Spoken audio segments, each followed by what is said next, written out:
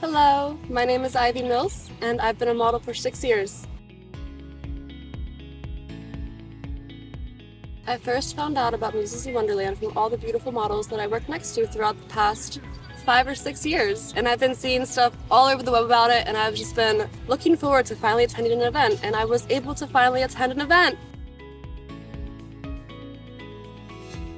It was very well put together. There was a list of all the photographers and models. Everyone had their schedule lined out already for them, which was fantastic. We had lots of signs everywhere to direct where we were going. Gorgeous bathroom, which I was super surprised how nice the bathroom was. And the she shed with the AC in it. All the outfits, all the extra makeup. Alice definitely put on a wonderful event, and she took so much time to make sure that all the dots were dotted and all the T's were crossed.